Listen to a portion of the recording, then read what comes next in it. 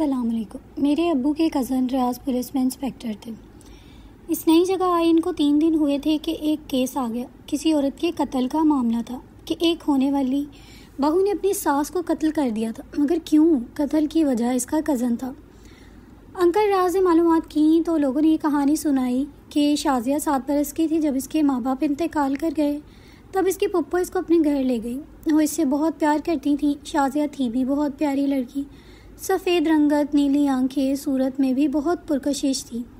جب وہ تھوڑی بڑی ہوئی تو پھپھو کے بیٹے کو پسند آ گئی اور یوں اس کی منگنی محمود سے ہو گئی۔ وہ بہت خوش تھی اور اس خوشی میں مزید دلکش نظر آنے لگی تھی۔ جب اس کی عمر 17 سال ہو گئی تو پھپھو نے اس کی شادی کر دی۔ اس شادی سے بہت سے لوگوں کے دل ٹوٹے کیونکہ خاندان کے تقریباً تمام لڑکے اس کو اپنے خوابوں کی رانی بنا چکے تھے، مگر اس کی شادی ہونے سے ان کی سب امیدیں ختم ہو گئیں۔ البتہ وہ خود شادی کے بعد بہت خوش تھی۔ ظاہر ہے اتنا چاہنے والا شوہر ملا تھا۔ اب بھی وہ آزادی سے ادھر ادھر جاتی تھی کیونکہ جب اس کے والدین فوت ہوئے تھے تب وہ قریبی عزیزوں کی آنکھوں کا تارا تھی۔ سب اس سے پیار کرتے تھے، اس لیے وہ سارا دن کبھی کسی کے گھر تو کبھی کسی کے گھر ہوتی۔ پھپھو بھی اسے منع نہ کرتی تھیں کہ یتیم بچی ہے، اپنوں کے گھروں میں ہی تو جاتی ہے۔ وہ خود گھر کا سارا کام کرتی اور شازیہ صبح صبح چلی جاتی۔ اس کا کہنا تھا کہ میں اس گھر میں اکیلی بیٹھ نہیں سکتی، پھر کیا کروں؟ آپ کسی کو بلا دیں، کسی سہیلی سے باتیں کروں گی تو پھر کہیں نہیں جاؤں گی۔ وہ یہ سب سن کر خاموش ہو جاتی۔ محمود دوسرے شہر میں کام کرتا تھا اور شازیہ اپنی ساس کے ساتھ ہوتی تھی۔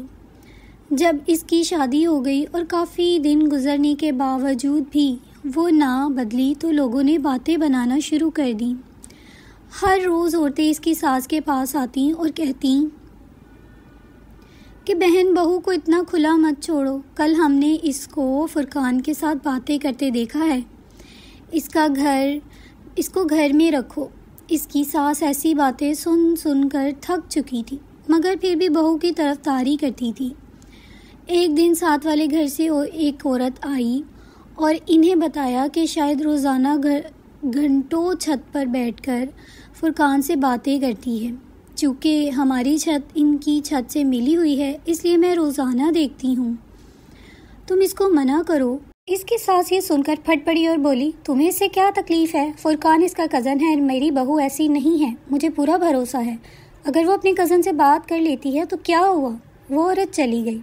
اب سب لوگ چپ ہو گئے کیونکہ اس کی ساس نے لوگوں کا منہ بند کر دیا تھا۔ ان کو بہو پر اندھا اعتماد تھا مگر بہو اس کے اعتماد کو تار تار کرنے پر تلی تھی۔ ایک دن محمود جب کام سے واپس لوٹا تو عجیب منظر تھا۔ اس کے گھر سے رونے کی آواز آ رہی تھی اور دروازے کے سامنے بہت سے مرد بیٹھے تھے۔ ایسا لگ رہا تھا جیسے کوئی مر گیا ہو۔ وہ پریشان کھڑا دیکھ رہا تھا کیونکہ آج وہ 3 ہفتے بعد گھر لوٹا تھا۔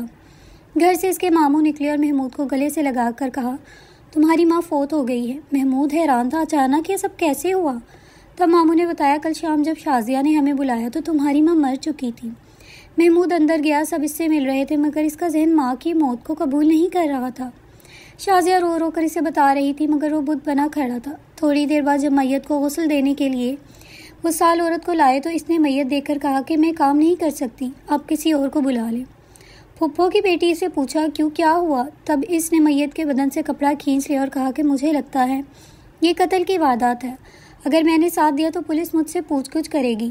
پھپھو کا جسم بری طرح زخمی تھا، گردن پر ناخنوں کے نشانات اور پورے جسم پر چوٹیں تھیں۔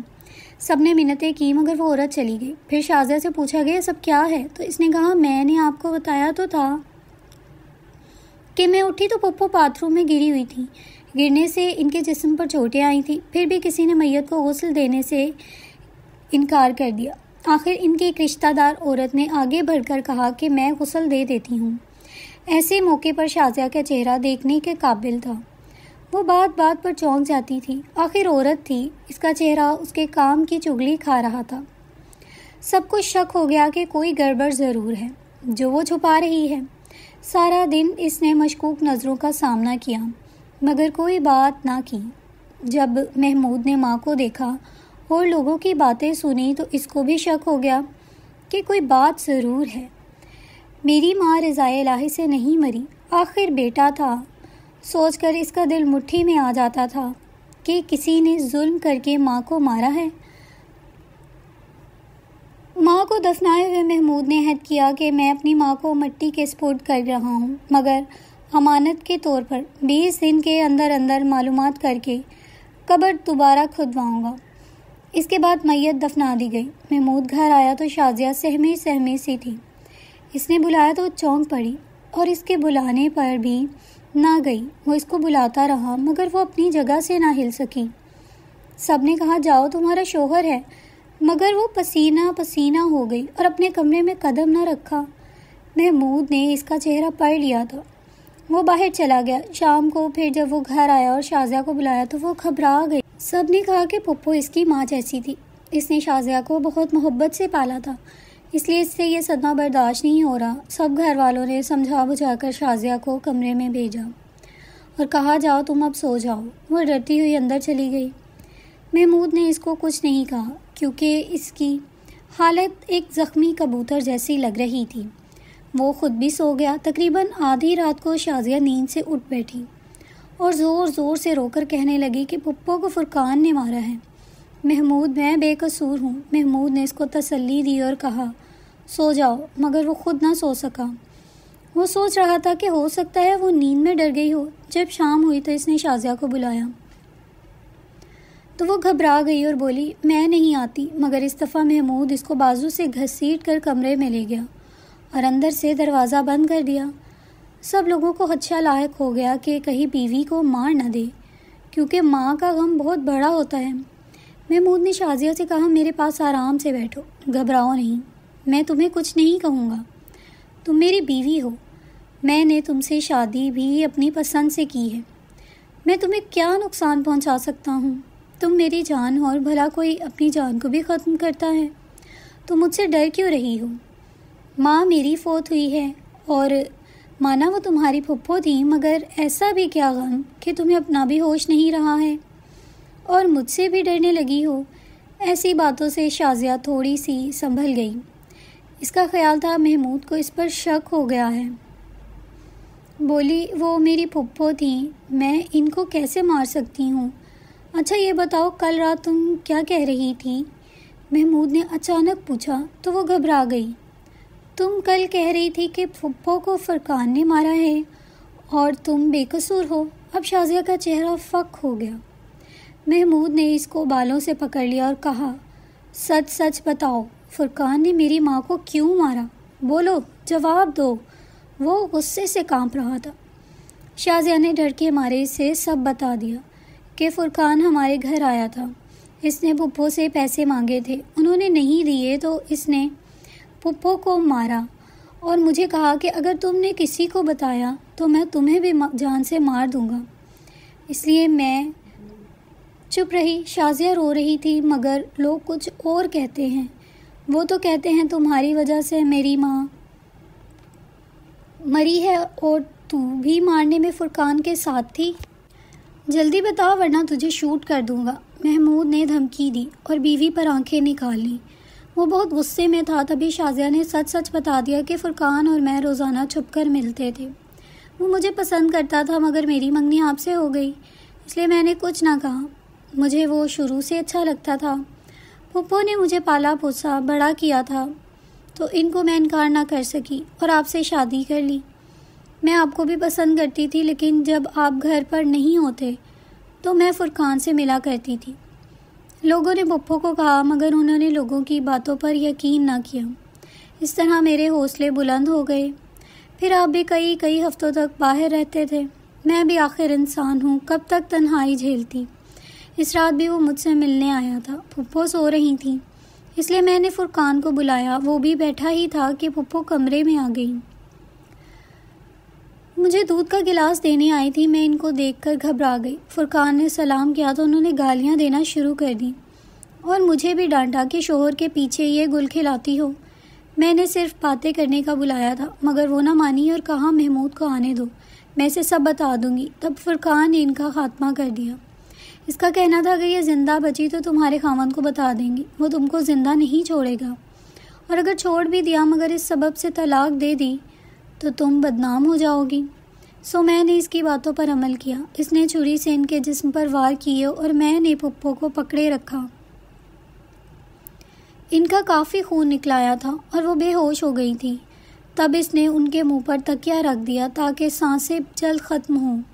جب یقین ہو گیا کہ وہ مر چکی ہیں تو وہ ان کو گھسیٹ کر باتھ روم میں لے گیا اور مجھے کہا کہ میں جا رہا ہوں، تم سب کو اکٹھا کر کے کہو کہ پھپھو باتھ روم میں گری ہوئی ہیں۔ سو میں نے لوگوں کو بلا لیا اور کہا کہ اٹھتے ہوئے ان کے سر پر ٹوٹی لگی تھی، یہ کہہ کر زخمی ہوتی ہیں۔ ساری حقیقت سن کر محمود کی آنکھیں سرخ ہو گئیں۔ اس نے کہا کہ تم نے میری ماں کو مار دیا، میں تمہیں زندہ نہیں چھوڑوں گا، مگر پہلے میں فرقان سے سیدھا مل لوں۔ وہ اسی وقت اٹھا، بازار سے تیزدار چھری خریدی اور سیدھا فرقان کے گھر گیا۔ اگلے دن اس کی ماں کا صوم تھا۔ اس نے فرقان سے کہا، یار ذرا بازار تک میرے ساتھ چلو، کچھ سامان لینا ہے۔ وہ اس کے ساتھ چلا گیا۔ وہ جب قبرستان کے قریب سے گزرے تو کافی اندھیرا تھا۔ اس وقت محمود نے اس پر چھری سے وار کر دیا، مگر لوگ بیچ بچاؤ کے لیے آ گئے، کیونکہ شازیہ نے سب کو بتا دیا تھا محمود فرقان کو مارنے جا رہا ہے۔ لوگ جمع ہو گئے، انہوں نے محمود کو قابو کیا اور فرقان کو اسپتال لے گئے، جبکہ محمود پولیس کو پکڑ کر لے گئے۔ یوں پورا گھر تباہ ہو گیا، ماں بھی گئی اور بیٹا جیل پہنچ گیا، مگر محمود نے شازیہ والی بات کسی کو نہ بتائی۔ ادھر اس کے بھائی نے قبر کی کھدائی کا حکم دیا، کیونکہ محمود نے اپنے بھائی کو پیغام بھیجا کہ تم کسی نہ کسی طرح میت کا پوسٹ مارٹم کرواؤ۔ جب قبر پر گئے تو وہاں پولیس موجود تھی۔ ان لوگوں نے قبر کھودنے سے منع کر دیا۔ لوگوں نے احتجاج کیا، 4-5 دن بحث چلتی رہی، مگر کوئی حل نہ نکالا۔ آخر رشتہ داروں نے جلوس نکالا، تب کہیں جا کر پولیس راضی ہوئی۔ قبر کی کھدائی کی گئی، اس لاش کا پوسٹ مارٹم ہوا تو پتہ چلا مرحوم کو کافی اذیت دے کر مارا گیا ہے۔ بعد میں پولیس مقتولہ کے گھر گئی، کیونکہ سب لوگوں کو شازیہ پر شک تھا۔ پہلے پہل تو اس نے نہیں مانا، کبھی کہتی میں سو رہی تھی، دھڑام کی آواز سن کر باہر آئے تو پھپھو غسل خانے میں گری ہوئی تھی، کبھی کہتی کہ فرقان نے مارا ہے۔ پولیس تو راز اگلوا ہی لیتی ہے۔ آخر کار وہ پولیس کے شکنجے میں آ گئی۔ فرقان چونکہ بچ گیا تھا، اس لیے محمود کو کم سزا ہوئی۔ اگر وہ مر جاتا تو شاید محمود کو بھی سزائے موت ہو جاتی۔ محمود نے جیل سے بیوی کو پیغام بھیجا تھا کہ میں جب بھی باہر آیا پہلے تمہارا کام تمام کر دوں گا۔ اسی ڈر سے شازیہ نے پولیس کے سامنے اقرار جرم کر لیا۔ اگر وہ نہ مانتی تو محمود ضرور اس کو قتل کر دیتا۔ وہ جیل میں رہ کر بھی زندہ رہنا چاہتی تھی۔ وہ جیل میں تھی، مگر وہاں بھی اس کو سکون نہیں تھا۔ ظاہر ہے بے گناہ کا قتل کہاں آسانی سے معاف ہوتا ہے۔ اس کے رشتہ دار ہر طرح سے اس کا خیال رکھ رہے تھے۔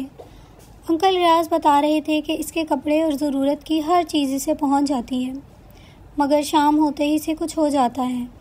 وہ رات کو چیخیں مار کر اٹھ بیٹھتی ہے۔ اس کا نفسیاتی علاج ہو رہا ہے۔ اگر وہ باہر جائے بھی تو 3-4 قیدی عورتیں اس کے ساتھ ہوتی ہیں، اور اگر وہ اکیلی ہو تو بقول شازیہ اس کی پھپھو کفن میں لپٹے اس کے سامنے آ جاتی ہیں اور کہتی ہیں تم نے مجھے بے گناہ کو قتل کیا، تمہیں بھی سکون نہیں ملے گا۔ شازیہ کی زندگی کا سکون ختم ہو گیا۔ اس نے کئی بار خودکشی کی کوشش بھی کی، مگر قیدی عورتوں نے بچا لیا۔ سزا بھگتنے کے بعد اسے رہائی مل گئی، مگر اب بھی اس کو چین نہیں ہے۔ ہو بھی کیسے؟ اپنی ماں جیسی پھپھو جو اس کی محسن تھی، جس نے اس کو پالا تھا، اس کے احسانوں کا بدلہ اس نے اسے بے رحمی سے قتل کر کے دیا، تو اس کو سکون کہاں سے ملے گا؟ ایسے کاموں کا انجام ایسا ہی ہوتا ہے۔ ایسی عورتوں کی آخرت اور عافیت دونوں ہی خراب ہوتی ہیں۔ تاہم معاشرے کو بھی سوچنا چاہیے کہ ایسے واقعات آخر کار کیوں وقوع پذیر ہوتے ہیں۔ ہر انسان کی فطرت دوسرے سے مختلف ہوتی ہے۔ صبر والی عورتیں خاوند کے لیے جدائی برداشت کرتی ہیں، مگر بے وفائی کی طرف نہیں جاتی۔ لیکن کچھ ایسی بھی ہوتی ہیں جن کو اپنے نفس پر قابو نہیں ہوتا اور غلط راہوں کے مسافروں کی منزل سکون کے گہواروں کو نہیں جاتی، بلکہ ہمیشہ کھوئی ہی ہوتی ہیں۔ مزید ایسی اچھی کہانیوں کے لیے میرے چینل کو سبسکرائب کر دیجیے تاکہ میرے سبسکرائبر بھی کمپلیٹ ہو جائیں۔